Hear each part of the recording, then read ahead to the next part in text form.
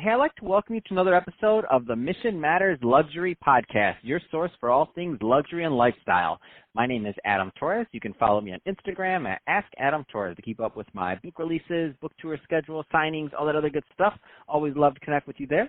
And as always, if you'd like to apply to become a co-author of one of my upcoming books, just head on over to the website, missionmatters.com, and click on Become an Author to apply. All right, so today I have Eric Cloutier on the line, and he is the owner over at EMC Management Group. Eric, welcome to the show. Hey, how are you doing? All right, so doing great and excited to get more into what you're doing over at EMC Management Group. But before we do that, let's get a little bit further into your background. So how'd you get started in your business and in your career? It's a little bit funny. I'm from Canada, so I played professional hockey, and at the age of 19, I got signed a contract with the Boston Bruins. I played a little bit over there, and I got hurt right away, and I ended up having too many concussions. I ended up in the minor league in Louisiana. I met a woman, and we got married, and I lived there for 19 years. But when I retired, I was forced to retire. I tried to use my 15-minute fame, and I went into the nightclub business, bar, restaurant, because my friend owned that in Canada. And he pretty much taught me everything. And I went and opened a little teen club for teenager. I'm from Canada, and in Canada, 18 years old, you can go in a club and drink. But in America, it's 21, and I thought it was crazy that the kid from 18 to 21 could not go anywhere. So I created a place for them to go with party and kind of like with so-called rave and things like this. And I started from there and ended up doing very well.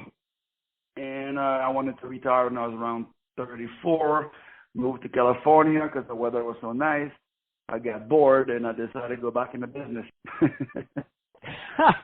So, funny story for you, Eric. So I actually know a lot about the Canadian culture. That I grew up in Michigan, and when I was growing up, and you're right, obviously you know the drinking laws and all the other things in Canada versus here, but when I was growing up and in high school, what we would do is on the weekend, this is before 9/11 or all these other things happened, where you could go, we used to be able to go across the Ambassador Bridge like in 15 minutes. So when we go over there, we were 19 or, when we were of age in Canada, we spent like years going there, all my friends, and it was kind of the culture because we couldn't get into clubs in Michigan, right? So there's a whole culture around drinking age, right? Yeah, the funny part is in the East Coast, by Quebec, you have Maine, and then you have New York. It's still just like a few hours, like 3-4 hours. So people will go on. Every province have different age of drinking and different laws. Not really like America, where each province have a lot more. So in Quebec, it's 18, and in Ontario, it's 19. But if you cross the border to go to Ontario, you can go 8 minutes longer, and you're now in Quebec, and you can drink 18. So a lot of English people, it's all that live in Ontario. The French people live in Quebec. So there was always a big fight at 3-4 in the morning because the club in Ontario closed at 2 a.m. So all the English people come, all the drunk people that are drunk, they go to Quebec, and now they drink from 2:30 till 3 in the morning. And there was always a big argument at the end, the French Canadian, the English Canadian. It was kind of funny. No, it is funny. I'm like the nuances of all this stuff. And then the Canadians, some of them go to, I think, what was it, Quebec, or one of them that was like 18. Like there's another one that's 18, and I'm like, because I told this story to another Canadian, they're like, yeah, well, we were there. We used to go over here, and I'm like, oh my gosh, the economy of doing this, right? These laws and borders, it's funny. So, Eric, I do want to spend some time on what you're doing over at EMC Management Group and the properties that you work with and those kind of things. So tell us a little bit more about EMC Management Group, please. EMC was created about a year ago. What happened is I want to go back into business, but I have 5 kids, and I'm married, and I live in Laguna Beach. And I'm not really interested of actually managing the club per se. I'm more like, the brain behind the ideas and everything. So I took a group of young people, which I felt like they were like me when I was their age, and I gave them an opportunity to create a team, which I'm paying them. And I said, I'm gonna be the guy with the money and investing in different either buying nightclub, either building a nightclub, bar, restaurant, or either going into hotels and management or Staples Center and things like this that approach me to maybe manage their own business. Example, I've been approached a few times by hotels to manage all their liquor and their entertainment there. And so party there, take care of the bars and all this. We do operation, we do marketing, we do everything. We'll put you on the map. We take businesses that are not doing very good because they're not managed correctly, and we take it over. And every time we have done something, we do extremely good. I've been in the business for a very, very long time, and I always felt that my business is not operated by the smartest people in the world, let's put it this way. You know, if you look at the national average of a nightclub, you clear 8% of the gross. Those numbers are so far away from what we do.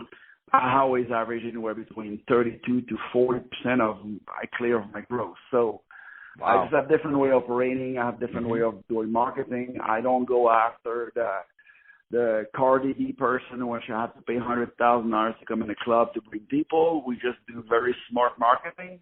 We're more about the people for the people, and we're not trying to impress no one. I'm sure that most people have never heard of us, and we're probably one of the most profitable business that I have right now in a club business, which we own. We are part of the ownership of the Reserve downtown Los Angeles on Spring Street. And obviously now we all are closed. We cannot open, but we've been there for 5 years, doing extremely good, and we do a lot of private events and things like this. So that's pretty much what we do. And in the next 2 years, I'm building 2 clubs right now. But one's going to be a bar, kind of like I don't know if people have ever been to New Orleans, but a Pat O'Brien type style, like piano bar. Oh wow! With 1945 looks inside. And I'm doing another a concert venue for about 700 people that can either watch a DJs or listen to concerts or something like that. And I'm working on a bunch of small little things, but you know, it's hard to negotiate with hotels. They always want a little bit more and things like this. So those things are on the pipe, but nothing's happening yet.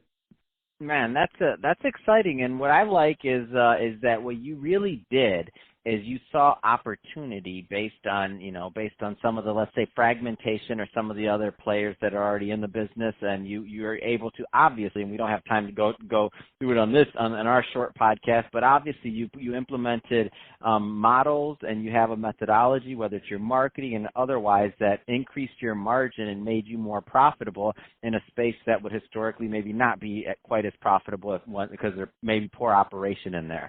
So, I mean, for me, the interesting thing about the conversation is that I feel like there's a lot of different industries that have these kind of opportunities there, and it takes smart people like you to go in and to create that, that to change systems and to see the vision and to kind of be able to scale that. So now you've done it, obviously, you've been in the business a long time, you have different properties, and now you're scaling that to other properties and possibly other things through hotels. So, I mean, that's awesome. So what kind of, for people out there that are listening to this right now and are thinking about how they should approach similar problems like that, no matter what their industry, I mean, what kind of advice would you give them on approaching that problem or that opportunity, I should say? Well, there's no such thing as number one as opening a business. A lot of people, especially in California, people have the idea, I want to own my own business so I don't have to work. But unfortunately, it doesn't work that way. Yeah, it doesn't work that way. Let's both laugh at that one, please. Yeah, there's people that can do this, and this is why we're doing so well in our business, especially in California. I've realized that most of the people that own nightclubs in California are very wealthy people. Like you have, I don't want to mention any names, but you have one guy that have a lot of money, and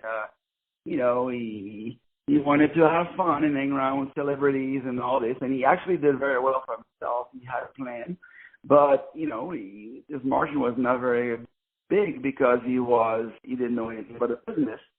He hired a lot of promoters, which took advantage of the guy and all that.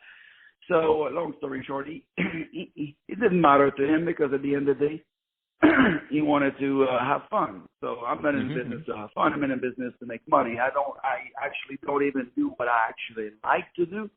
I am more, I'm 45 years old. I have 5 kids. I have a wife.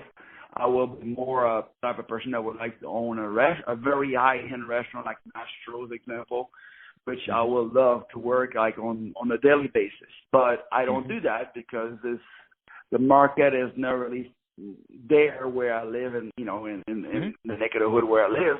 So I do more things that when I find a location, like sometimes I'm looking on a space, example, in downtown on Spring Street, and I want to do a restaurant because my whole idea was to do a restaurant. But I get there and I'm realizing, okay, the location is great, but this is not a location for a restaurant. It doesn't mean I'm going to pass on it. Now I'm looking, hey, this could be great for a nightclub. So then I run the numbers and I do 3, 4, 5 different business plans with like logistic and numbers, and I pick the one that's going to make me the most money.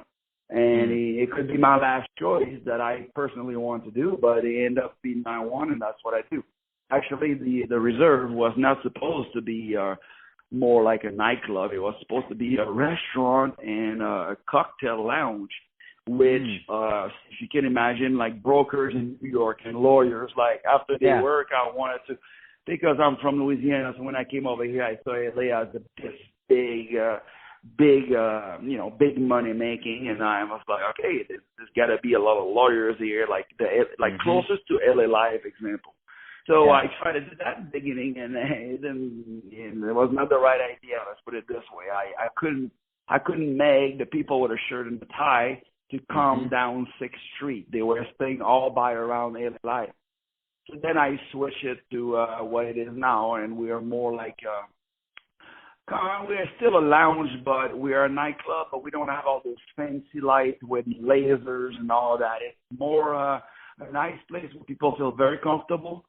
It's extremely nice. There's not many places like this in California that's as good as my place, but I'm allowing everybody to come in. In other words, we don't want to go in a crowd and just pick the best-looking people in the club to come in the club. We treat everybody equally. Everybody come in the place. Everybody have a good time. And the business goes as usual. So that's pretty much who we are. And that's how we operate. Man, love it. And I've been, and it's a great establishment. So I've been in DTLA, and it's I'm in Santa Monica, so I don't always make it out there, but I have been to the Reserve, and I can attest it really is a great time. So that being said, Eric, if somebody's listening to this and they want to learn more about EMC Management Group or any of your projects, I mean, what's the best way for them to go online and to follow your work?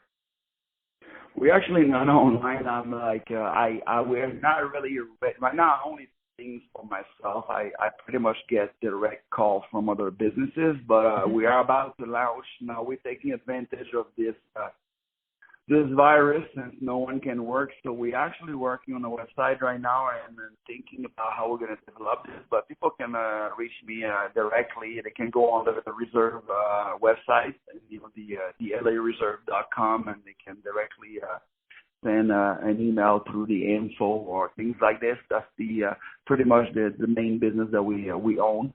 Or they can reach me out at eric@dlareserve.com. I still don't even have my own email on the EMC. Like I said, I created that about a year ago.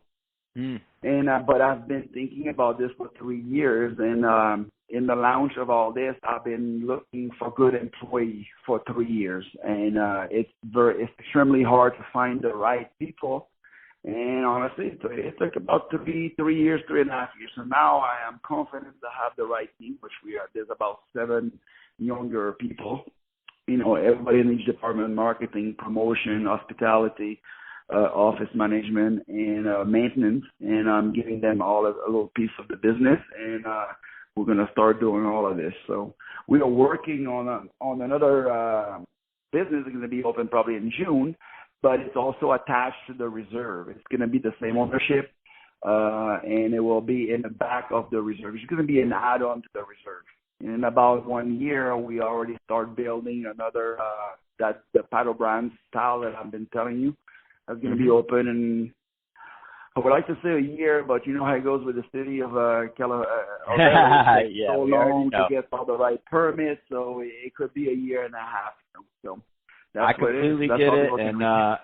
that's awesome, and definitely going to have you back on the show when that's coming out to help announce that and help promote that. Love the work you're doing, and so all good stuff there. So Eric, thanks again for coming on the show and sharing more about all the great work you're doing over at EMC Management Group. And to the audience, as always, thank you for tuning in. Hope you got a lot of value out of this. Hope you learned a lot about, and don't forget, go check out the lareserve.com and check out the venues, and you're going to like it. I mean, I've been there myself. It's a great spot to go and spend an evening.